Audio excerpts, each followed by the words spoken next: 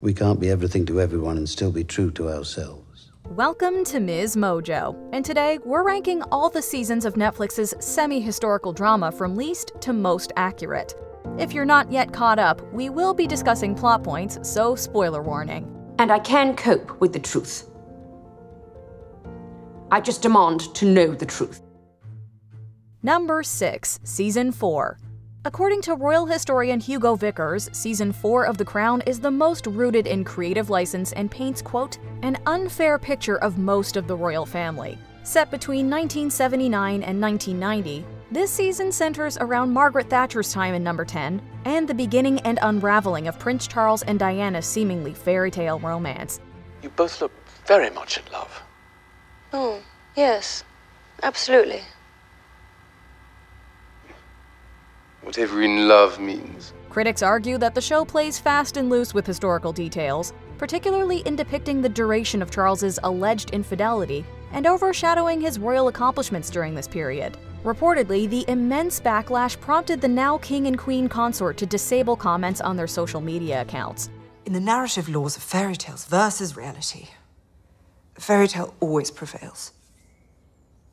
She will always defeat me in the court of public opinion. Some also highlight inaccuracies in the portrayal of Thatcher's premiership, like her visit to Balmoral, her decision to start a war when her son went AWOL, or asking the Queen to help when her own party rebelled against her. Despite their rumored strained relationship, there's also doubt whether the Queen would have aired her issues with Thatcher in public. But what if I'm not happy with the job she's been doing?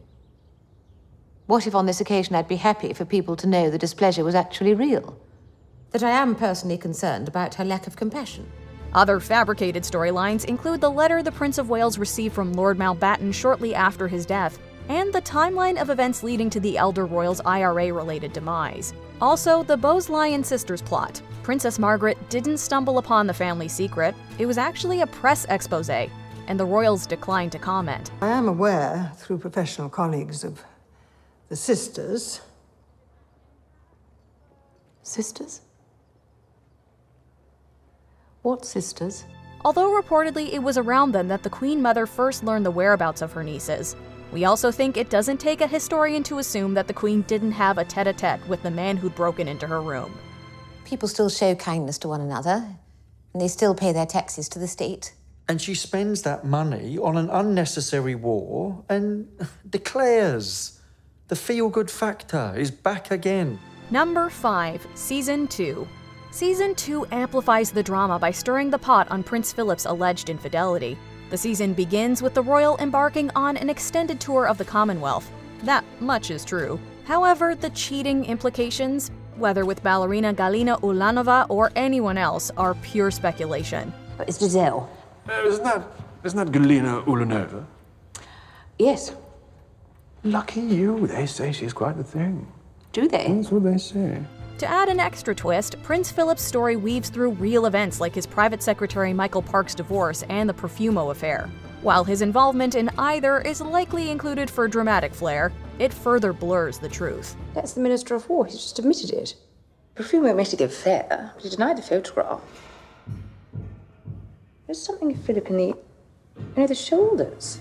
Episode 9 unfolds another contentious tale where Philip sends Charles to his old school, supposedly to toughen him up.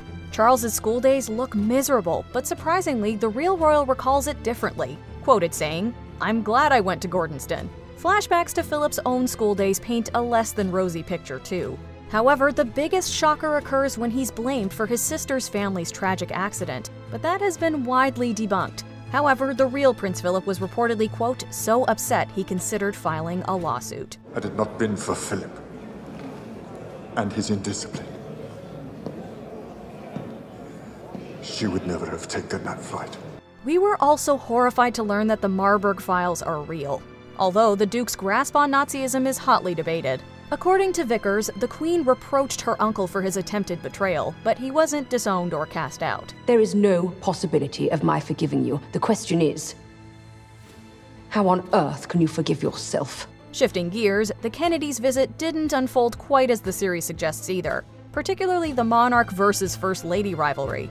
Reportedly, they shared a rather cordial relationship. While Jackie Kennedy may have commented on the Queen and Palace, it's unlikely that her words were as savage as the show depicts. But in our head of state, we had a middle-aged woman, so incurious, unintelligent, and unremarkable. Additionally, the Ghana visit was more about maintaining Commonwealth allyship than anything related to the First Lady. One last note on this season, there's nothing to suggest that the Queen and Lord Altrincham ever met, although the monarchy apparently took note of several of his criticisms. Charteris then went on to tell me that no one can ever know that I met the Queen, and that should I ever claim that I did, the palace would robustly deny it. Number 4, Season 3. Season 3 of The Crown masters the art of intertwining history with fiction. Take the KGB spy saga in Buckingham Palace, for instance. Yes, that part is real, but some details are skewed for entertainment purposes. Do we really think that showdown with Prince Philip actually happened? And one wrong step, you treacherous snake, and I will expose you and have you thrown in jail. I would think long and hard before I did that, sir. Vickers also noted that they skipped over the consequences after his double crossing was made public in 1979. Turning our critical eye to other Season 3 plot points, the Queen's visit to Churchill in his final days, Prince Philip's crisis after the moon landing, and his complex relationship with his mother should all be assessed with a pinch of salt. Unfortunately, that Guardian article isn't real either, but much of Princess Alice's extraordinary tale is. A member of a royal family that has suffered more than the rest of us, worked harder than the rest of us, and created more good than the rest of us. Princess Margaret's supposed diplomatic heroics might make for a juicy storyline, but it's more fiction than reality. Her dinner at the White House didn't result in any diplomatic miracles, and sorry to disappoint, but we don't imagine there was any singing and dancing either. Sooner or later, I'm greater than you. Yes, I am. No, you're not. Yes, I am. No, you're not. Yes, I am. On the other hand, the recreation of Prince Charles's investiture as the Prince of Wales is quite impressive. During this season, we witnessed the tragic Aberfan disaster and its devastating aftermath, and learned about the Queen's error in judgment in not promptly visiting the site and paying respects to the grieving village. Unless you were planning to visit today yourself. Why would I go? What a question. The Crown visits hospitals, Martin, not the scenes of accidents. This decision is considered one of the real monarch's greatest regrets. At the heart of the season lies the blossoming relationship between Prince Charles and Camilla Shand. Contrary to the on-screen drama, there's no concrete proof that Charles sought advice from his great-uncle or that the family tried to sabotage their love story. You're probably wondering why I've invited you all here this afternoon. It's a slightly delicate matter. Something of an imbroglio involving your son, Derek, your daughter, Mrs. Shand, and my grandson. Sure, the royals may have been skeptical about Camilla's compatibility with a future king, but it seems in reality it just took a little longer for their stars to align. Princess Anne did supposedly have a thing with Andrew Parker Bowles, but it wasn't during the timeline the series implies, although it's amusing to think of the royal siblings caught up in some kind of love quadrilateral. It was all very straightforward. He got what he wanted, which was to make Camilla jealous. I got what I wanted, which was a bit of fun. Fun? Yes, sorry, Mummy, it was. Number 3, Season 6. The first part of the season delves into Diana's final days, her and Dodi Fayed's tragic passing, and the aftermath. Of course, many of us remember that fateful day and the subsequent events, so there's only so much they can rework the truth before we all become history buffs. Solutions to your problems are so obvious from where I'm sitting. But we can never see our own problems clearly. Always need a trusted friend to guide us.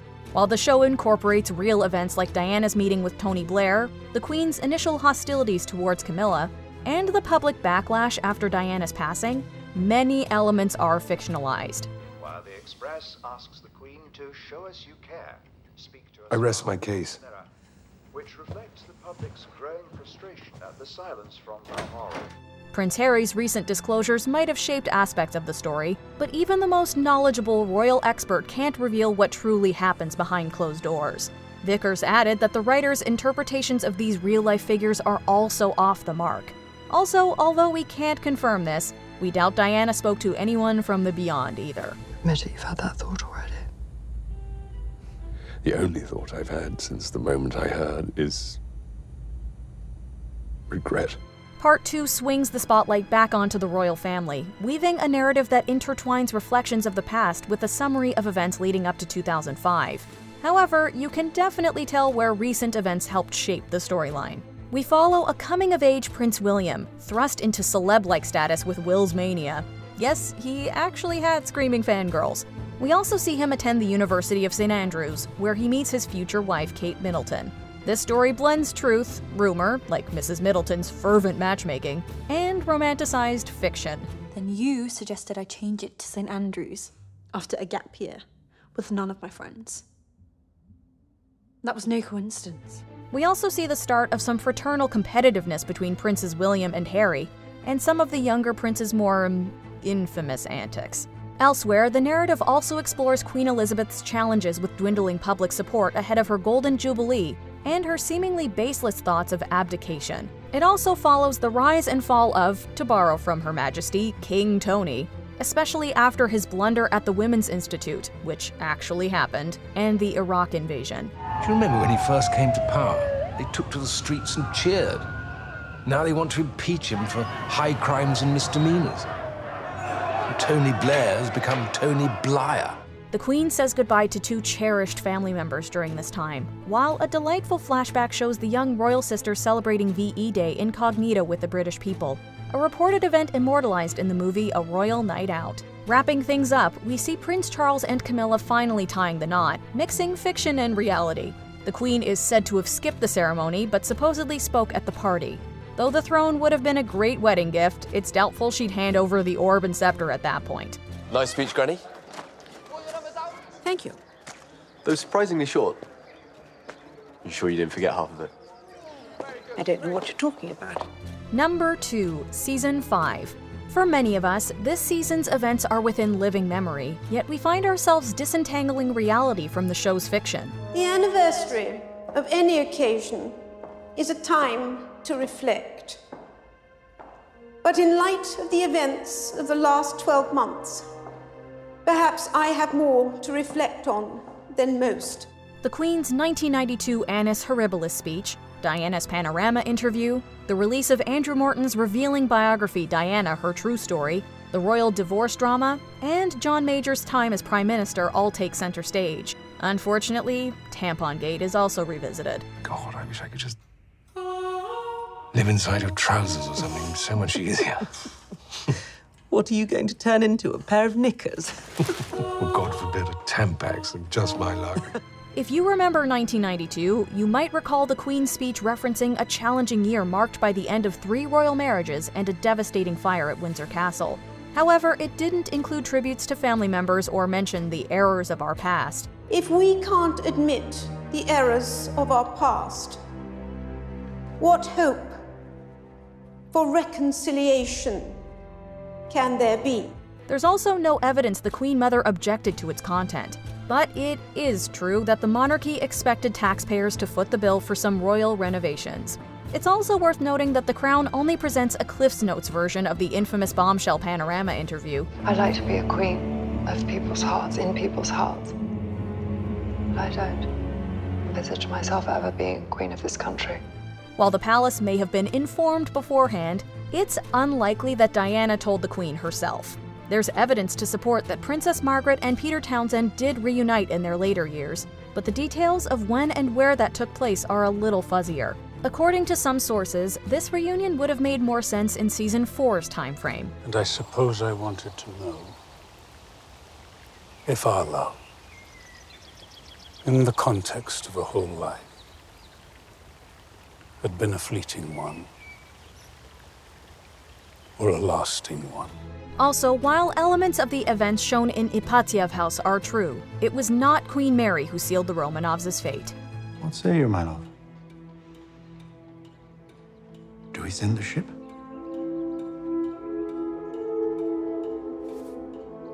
No. Perhaps the most staggering storyline sees Prince Charles plot his mother's abdication.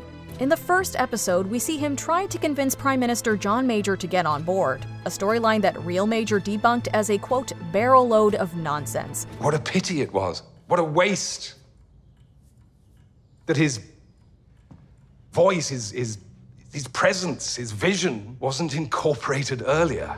He tries again with new PM Tony Blair in the season finale, catching the real Blair's ire, who dismissed it as, quote, complete and utter rubbish. This stirred a debate on whether the series owed viewers a reminder of its fictional nature. It was pretty gobsmacking what he was doing.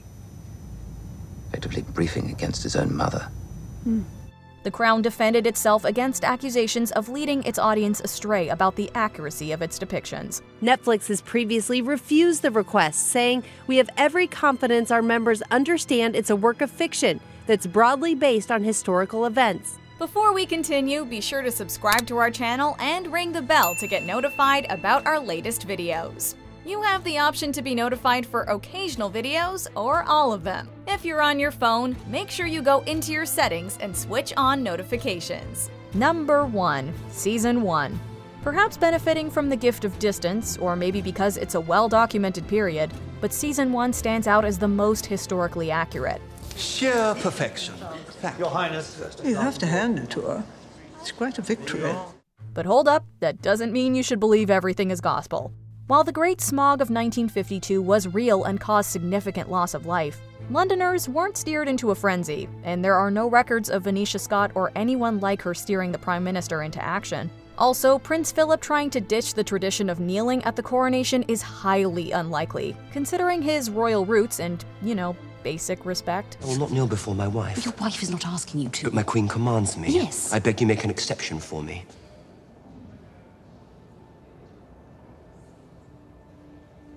No. Also, the Queen's supposed fling with Lord Porchy Porchester. Let's just say the series might have spiced things up a bit. However, in the season's epic love story, Princess Margaret falls for Group Captain Peter Townsend, and their path to happiness is far from smooth. Despite the narrative that Queen Elizabeth breaks their hearts, it's not that simple. Just until your 25th birthday. Then you'd be free to do as you wish. Look me in the eye and tell me. Is it a posting or is it a banishment? It's a posting. I promise. Prime Minister Eden once wrote, quote, "Her Majesty would not wish to stand in the way of her sister's happiness. Being divorced himself, he had no intention of raining on their parade either. In reality, he and the Queen devised a plan for Margaret's happiness, preserving her titles and royal perks, although she still would have had to relinquish her and her kids' claim to the throne."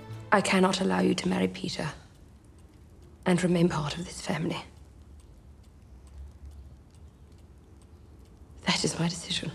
Townsend's autobiography reveals that in the battle between love and royal privileges, the latter took precedence, stating, quote, "I simply hadn't the weight, I knew it, to counterbalance all she would have lost." The hearts of all Britain and the Commonwealth are with the young princess, who has chosen not self, but country. Which The Crown storyline were you most surprised they included or left out? Let us know in the comments. It's outrageous, but you have to admire him. Do you agree with our picks? Check out this other recent clip from Ms. Mojo. And be sure to subscribe and ring the bell to be notified about our latest videos.